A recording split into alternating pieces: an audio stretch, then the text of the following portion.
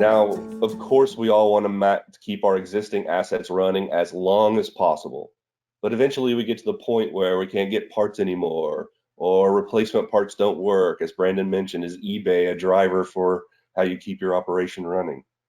So when an asset change is needed, we need to look at upgrading to those intelligent pieces of equipment.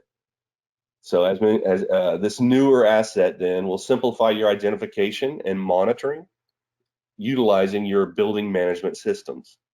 And then as Brandon mentioned, smart building technology is becoming more pervasive and really should be in your plan for the future. What this will help you do, though, it'll remove the strain on the reduced workforce and resources that we have right now. It also lets that intelligence drive work with the work management system that can use it. And that intelligence can help you understand the true use and when it comes time to understand whether it's time to repair or replace. We're really in a condition where we can't add more to more anymore. We have to make more less. Okay, so that's all fine and good for the new stuff, but I've got a building that's 20, 30, 50, 125 years old, and I have limited to no information available about those assets in there. In some cases, we might not even know we have assets in place that we should be managing. So we really need to address the capture of that information. And that starts off with discovery. And it needs to be done in a modern way. So what you want to be able to do is leverage mobile technology to allow the capturing of that information about your assets from standing right in front of the asset. And then this technology that you use is being carried around with the people that are doing this investigation every day. It also needs to be a solution that's flexible enough to allow incremental data capture in a variety of conditions. So not only does it need to be mobile, it needs to be able to work whether it's connected or disconnected from the internet. It needs to work inside and outside of a structure. And it also needs to be able to just allow initial data capture. So I don't need 50 data elements. I just need to know, hey, there is a piece of equipment there I need to manage and just put it in the list.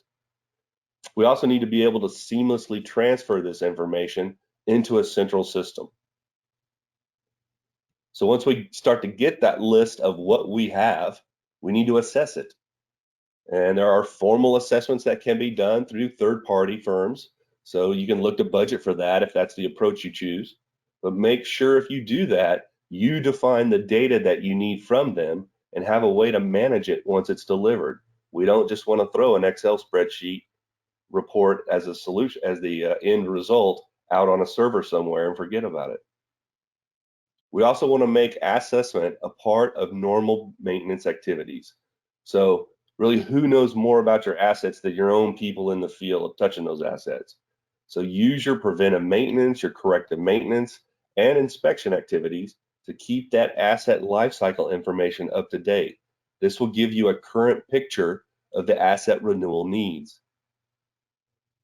And then through these activities, asset deficiencies need to be identified and tracked to round out a complete picture of the facility's portfolio needs.